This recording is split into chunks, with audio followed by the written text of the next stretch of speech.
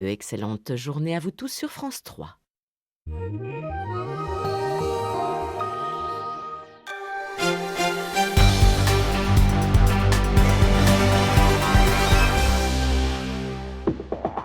Bonjour à tous, bienvenue dans les Alpes. Tout de suite, les titres de votre journal. Nous verrons que la situation financière de l'ANENA, l'Association nationale pour l'étude de la neige et des avalanches, ne s'arrange pas. L'association, qui joue pourtant un rôle important dans la prévention, est confrontée à la baisse des subventions ministérielles et au creusement de son déficit. L'ANENA doit trouver de nouvelles sources de financement. Un peu d'évasion aussi dans ce journal, ça fait pas de mal, avec mes invités Stéphanie et Jérémy Jiquel. Leur film Across Antarctica est l'un des films en compétition du festival d'Autran. Ce documentaire raconte leur incroyable traversée du continent antarctique à pied, 2045 km en 74 jours et forcément beaucoup de souvenirs à la clé qu'ils évoqueront sur ce plateau. Enfin, un mot de votre météo, on prend les mêmes et on recommence avec toujours un très beau soleil aujourd'hui sur les Alpes et des températures plutôt douces jusqu'à 11 degrés en plaine. Mais d'abord, toujours beaucoup de tensions au procès des meurtres de Kevin et Sofiane, tués en 2012 à Échirolles en Isère. L'interrogatoire des 12 accusés se poursuit devant la cour d'assises des mineurs. Jean-Christophe Solari, bonjour. Vous suivez pour nous ce procès et l'interrogatoire d'Ibrahim Camara se poursuit ce matin. Effectivement, Pauline, l'interrogatoire d'Ibrahim Camara se poursuit et sa longueur est plutôt inhabituelle. Il faut dire que les avocats des autres accusés ont beaucoup de choses à lui demander ce matin. Hier, Ibrahim Camara a clairement nommé les auteurs des coups de couteau mortels sur Kevin et Sofiane. En l'occurrence, il est affaire Constant Moukalaouetou, mais aussi Nader Deli, selon l'avocat des parties civiles qui nous a rapporter ses propos. Je vous rappelle que le procès se tient à huis clos. Alors Nader Deli a lui toujours affirmé qu'il était venu sur la scène avec un marteau et qu'il s'était battu avec un ami de Kevin et Sofiane, Benjamin Bolo, ce que d'ailleurs cet ami a confirmé. Donc ce matin, maître de combat, l'avocat de Nader Deli, tient à mettre les choses au point. On l'écoute. Moi, j'ai mis les choses au clair ce matin, puisqu'à l'occasion de l'interrogatoire de Ibrahim Camara, j'ai fait observer au président de la cour d'assises et à l'ensemble des jurés qu'effectivement, M. Ibrahim Camara n'a jamais indiqué que M. Nader Deli a porté des coups de couteau, mais des coups de marteau. Alors, quel jeu joue Ibrahim Camara, selon vous ? M. Ibrahim Camara cherche à se dédouaner, puisqu'on sait très bien qu'il était sur place, et je crois qu'il cache la vérité. C'est pour ça qu'il est encore interrogé ce matin, longuement ? Voilà, l'interrogatoire dure depuis hier, et on a effectivement, nous tous, beaucoup de questions à lui poser. Ibrahim Camara, qui est considéré comme étant le plus intelligent de la bande, selon Maître Spinner, l'avocat des parties civiles, le leader du groupe. Il reste encore 4 accusés à entendre d'ici la fin de la semaine. Le réquisitoire de l'avocat général devrait donc se tenir lundi, dans le meilleur des cas. Merci beaucoup Jean-Christophe, reportage complet ce soir à 19h. Cette information à lire sur notre site internet alpes.france3.fr. Des agents de médiation ont été attaqués et braqués au village 2 à Échirolles en Isère. Ces agents étaient présents dans le cadre de l'opération Présence Tranquillité. Ils allaient à la rencontre de jeunes du quartier. Ils ont été reçus à coups de projectiles par une bande d'une quinzaine d'agresseurs. Article complet à lire sur notre site alpes.france3.fr. L'homme désigné comme le prédicateur d'un lieu de culte radicalisé à Marnat, en Haute-Savoie, est jugé aujourd'hui en comparution immédiate à Chambéry. Il avait été arrêté lundi après-midi après des perquisitions administratives menées dans le cadre de l'état d'urgence. Présenté au parquet, il a été incarcéré. Il est jugé pour non-respect de son assignation à résidence. L'homme âgé de 26 ans risque 3 ans de prison. Je vous le disais en titre, la situation financière de l'ANENA ne s'arrange pas. L'Association nationale pour l'étude de la neige et des avalanches, basée à Grenoble, est pourtant reconnue d'utilité publique, notamment en raison des actions de prévention qu'elle mène auprès des pratiquants de la montagne. Xavier Schmitt, Vincent Abran. Un skieur qui va faire partir, regardez la plaque. Communication, prévention et formation. C'est le savoir-faire de l'ANENA, l'Association nationale pour l'étude de la neige et des avalanches. Mais le soutien public n'est plus ce qu'il était. Depuis 2010, les subventions qui étaient versées par plusieurs ministères ont été supprimées. L'ANENA a été créée par l'État, a été subventionnée au départ à 100%, et malheureusement, au fil des décennies, l'État s'est désengagé. Et donc il est très, très difficile, quand vous avez des coupes franches de l'ordre de 10 000 ou 20 000 euros, de se remonter en faisant des actions de prévention, de sensibilisation qui certes rapportent d'un point de vue commercial, mais pas suffisamment. 1970, la terrible avalanche de Val d'Isère. Elle dévaste le foyer de l'UCPA, un centre de vacances pour les jeunes. 39 morts. C'est à la suite de cette catastrophe que l'ANENA a été créée en 1971. L'association est reconnue d'utilité publique, mais aujourd'hui elle ne parvient plus à équilibrer son budget et elle peine à conserver ses 7 salariés. Elle court après de nouvelles ressources, comme la diffusion élargie de sa revue. Dans cette revue, on trouve tout, à la fois des sciences, mais de manière vulgarisée, mais aussi sur les comportements humains. Chaque accident est commenté d'un point de vue niveau météorologique, d'un point de vue aussi facteurs humains.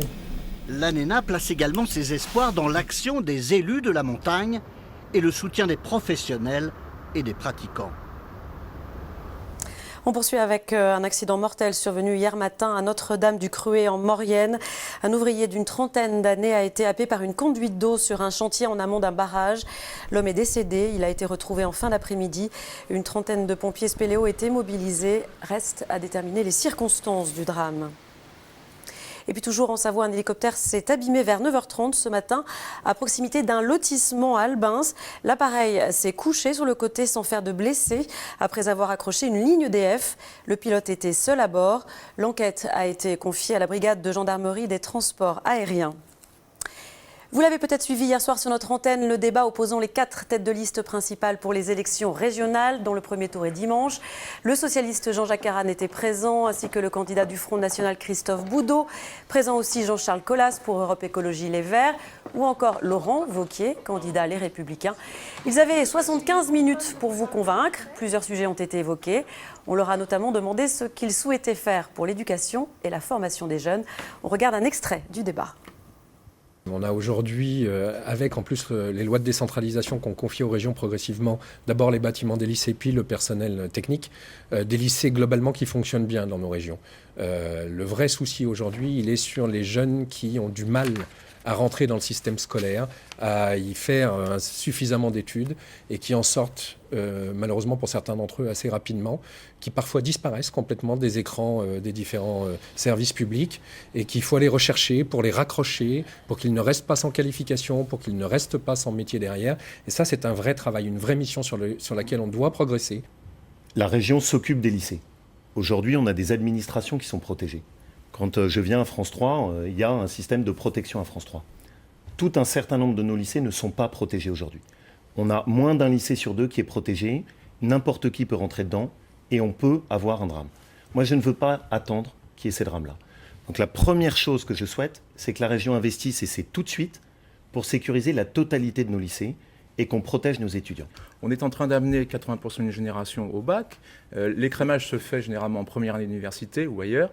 Mais on a un vrai échec sur l'apprentissage. On n'a pas revalorisé les filières d'apprentissage. C'est votre idéologie dans l'éducation nationale, finalement, qui fait que les élèves décrochent au lycée et qui vont pas dans les filières d'apprentissage alors qu'ils devraient y aller. Qu'est-ce que vous proposez-vous aux lycéens ? Moi, je propose, par exemple, de faire rentrer les entreprises régionales dans les appels d'offres pour les rénovations et la construction des lycées. Ce n'est pas assez fait. Nous avons fait la gratuité des livres scolaires, nous faisons la gratuité des transports scolaires. Et c'est important, on parle beaucoup de ruralité ici, mais le jeune qui se lève le matin, qui va faire 3/4 d'heure de bus pour se rendre à son lycée, il n'a pas les mêmes chances, il n'est pas dans la même situation que celui qui habite aux côtés du lycée. Et sa famille, elle doit dépenser une somme parfois importante, jusqu'à 140 € pour assurer ce transport. Donc c'est une mesure d'égalité. Et moi, je suis effectivement, comme Jean-Charles Collas, attentif à ceux qui sont en échec. Ceux qu'il faut ramener, ça c'est l'égalité des chances. Et au total, ils sont donc 9 à se présenter pour la grande région Auvergne-Rhône-Alpes. Il y a les 4 têtes de liste dont on parlait à l'instant. Sont aussi candidats Chantal Gomez pour Lutte ouvrière, Gerbert Rambaud de Boula France, Cécile Kuckerman pour la gauche républicaine et sociale, Éric Lafont de la liste 100% citoyen et Alain Fédel pour l'UPR. 3e épisode de notre série sur le risque sismique dans la région. Nous découvrons aujourd'hui comment les géologues scrutent les mouvements des plaques qui bougent régulièrement sous nos pieds. Série préparée par Renaud Gardette et Dominique Sommet.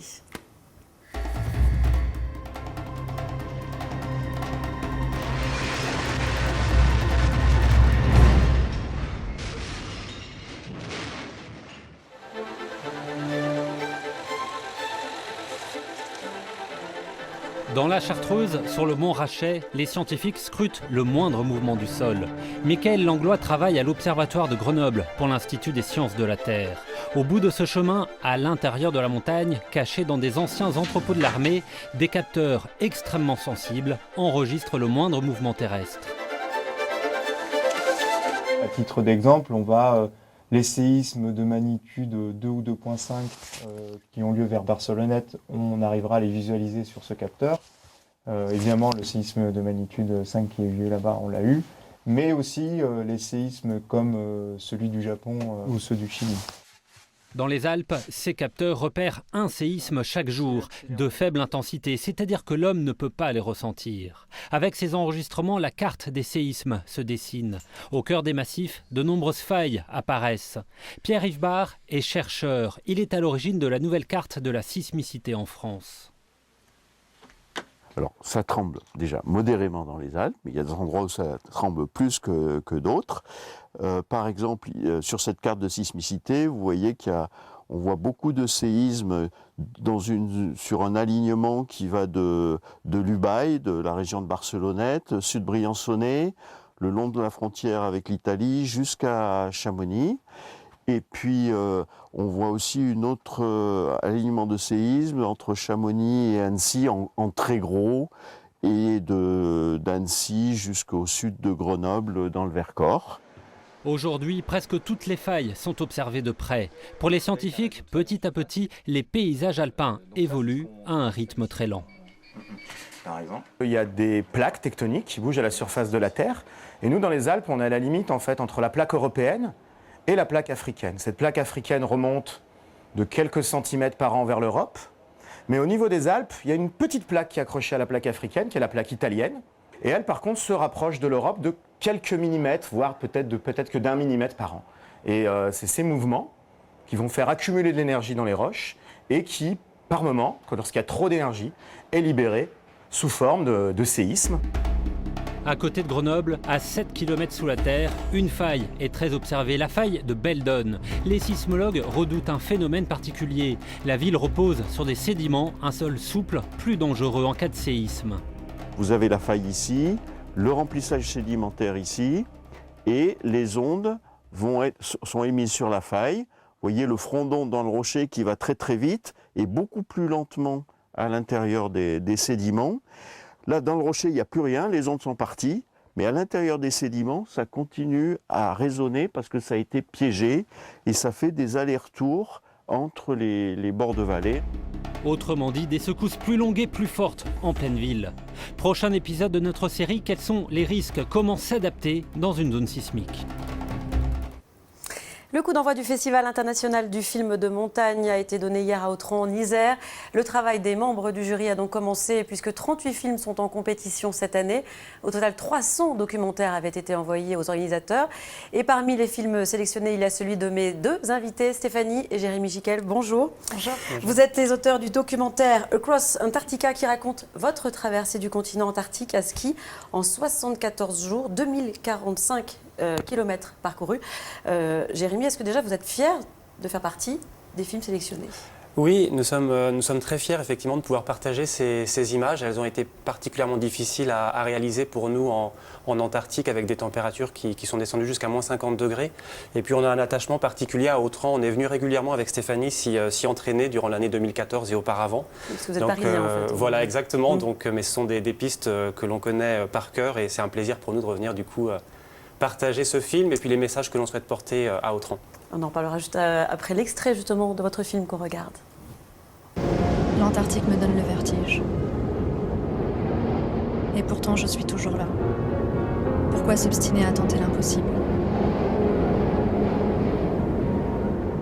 Faire les 43 km qu'on doit faire pour pouvoir finir dans les délais. On en fait une fois on a fait 24, une fois on a fait 35. Nous n'avons plus le choix. Nous devons skier toujours plus longtemps pour finir dans les délais. Stéphanie, vous me disiez que c'était un film où il y avait finalement beaucoup de suspense. Pour quelle raison? Oui, exactement. Il y a beaucoup de suspense tout au long du film, parce qu'il y a eu du suspense dans la réalisation de l'expédition. On s'est retrouvé devant une crevasse au 14e jour d'expédition, avec l'obligation de faire demi-tour. On a eu une tente déchirée. Alors, ce sont des éléments qu'on essaye de montrer dans le film. Et on avait aussi un temps limité pour effectuer la traversée.